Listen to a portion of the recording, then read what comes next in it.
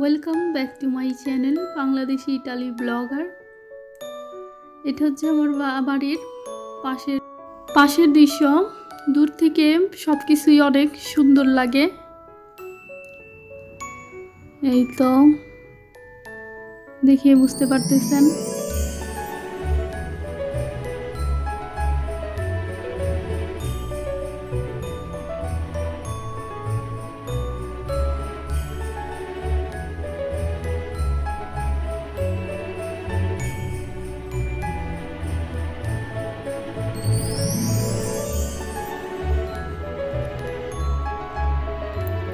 নীল আকাশ দেখতে কারই না ভালো লাগে, সবারই অনেক ভালো লাগে। আমার গাছের এই যে মরিচ ছিল ওগুলো বড় হয়ে গেছে এখন। আগে অনেক ছোট ছিল, এখন গাছটা আল্লাহর রহমতে দিন দিন বড় হচ্ছে। আর আমার সিম গাছের সিমগুলো কিন্তু অনেক বড় হয়েছে। বিদেশের মাটিতে নিজের গাছের সবজি বা যেইটাই হোক না কেন সে খুবই আনন্দের।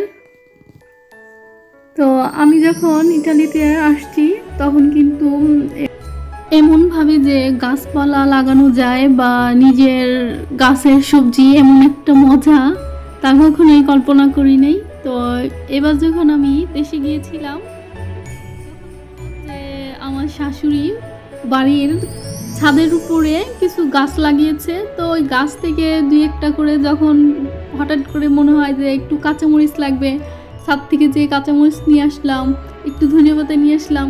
তো এই জিনিসটা আমার কাছে অনেক বেশি ভালো লাগছে, অনেক মজার লাগছে। তো এবার যখন আমি বিদেশে আসলাম তখন আবার আমি এখানে এসে এরকম গাছপালা লাগাইলাম যাতে করে আমার টাইমটাও পাস্ট হয়। এবং যখন যেটা দেখা যায় যে অনেক সময় এখানে মার্কেটে সব বাংলাদেশি সবজি বা বাংলাদেশি জিনিস পাওয়া যায় না। তো এখানে যখন গরমকাল থাকে 3 মাস, তো এই 3 মাসে আমি টুকিটাকি ছোটোখাটো দিয়ে একটা গাছ লাগানোর চেষ্টা করি। এবং গাছের সবজিগুলো খেতে যে এমন মজা লাগে তা আপনি মার্কেট থেকে কিনে নিয়ে আসলে খাইলে সেটাও তেমন একটা মজা লাগবে না, কারণ নিজের হাতের জিনিস সেটার মজাই অন্যরকম।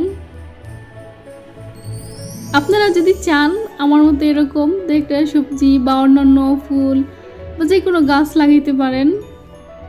কিন্তু আমি যখন দেশে ছিলাম তখন মনে হয় না যে গোলাপের গাছ ছাড়া অন্য কোনো গাছ লাগিয়েছি। তো যখন সবাই বিদেশে এসে পড়ে তখন দেশি সব জিনিসই মিস করে। দেশের মানে সবজি থেকে শুরু করে প্রত্যেকটা জিনিস, সব জিনিস বিদেশে এসে মিস করে, কারণ বিদেশে সবসময় সব কিছু অ্যাভেলেবেল হয় না। এজন্য আমার দেখা যত প্রবাসী ভাই ও বোন বা ফ্যামিলি নিয়ে যারা আছে তারা মনে হয় 100-র মধ্যে 50 বা 60%ই এরকম নিজে দুই একটা গাছ, ছোটোখাটো দুই একটা গাছ লাগানোর চেষ্টা করে। এই যে আমার ঢেঁড়স গাছ, আমার বসে এবার একটাই ঢেঁড়স গাছ হয়েছে। তো সেটা আমি গত পর্বেও আপনাদেরকে বলেছিলাম। তো আমি এবার এই ঢেঁড়সগুলোই করি নাই, মানে পারি নাই, এগুলো গাছের মধ্যে রেখে দিছি। যখন বীজ হবে তো নেক্সট ইয়ার আমি এই বীজ থেকে আবার গাছ লাগাবো। এই যে আমার সিম গাছে সিমও হয়ে গেছে আল্লাহর রহমতে। আমার এবার 3টা সিম গাছ হয়েছে। তো 3টা সিমের গাছের মধ্যেই অল্প অল্প করে সবগুলোতেই হয়েছে সিম।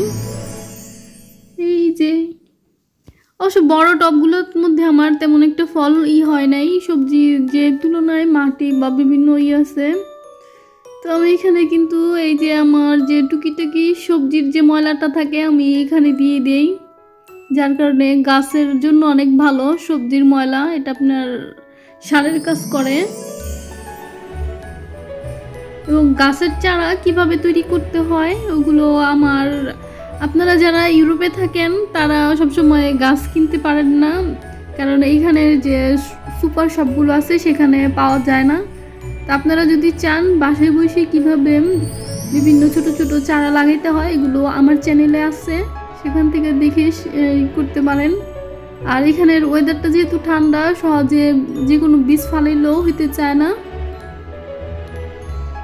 এই যে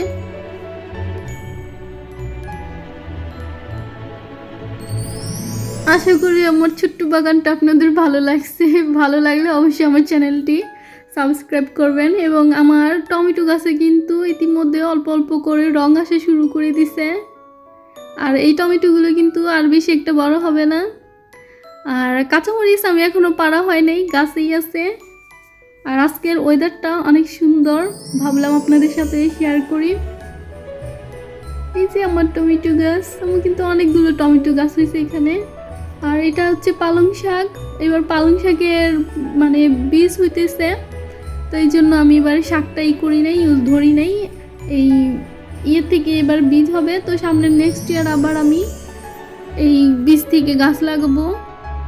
আর এই পালং শাকের যে বীজটা, সেটা কিন্তু আমার এই নিয়ে 2 বছর হলো, মানে 2 বছর ধরে আমাকে দিতেছে, পালং শাক দিতেছে এই গাছটা।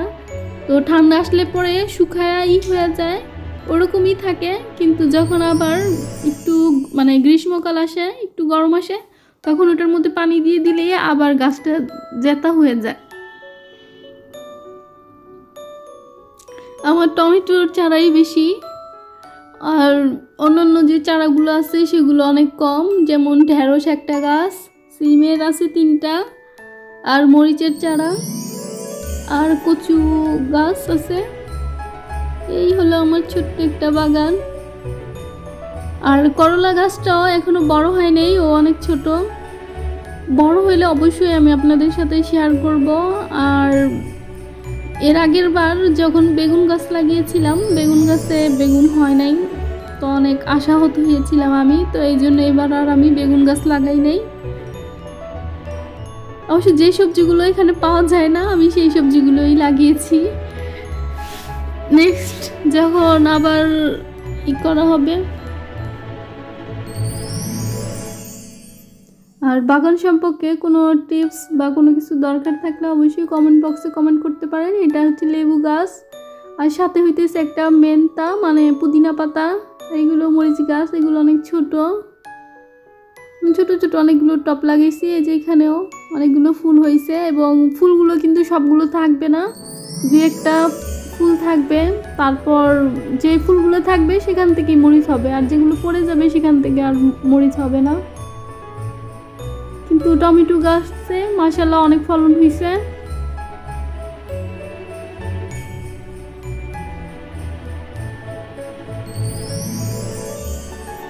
আমি এবার গাছের যে জালি দেওয়াতে আমার অনেক ভালো হয়েছে, কারণ অন্যান্য সময় বা অন্যান্য বছর আমি যখন জালি না দিয়েছিলাম, তখন আমি দেখা যেত যে আমার বাগান ছোট, যার কারণে আমি এখান দিয়ে চলাচল করতে পারতাম না, এত ছোট ইয়ের জন্য, মানে ডালপালা এসে থাকতো পুরা।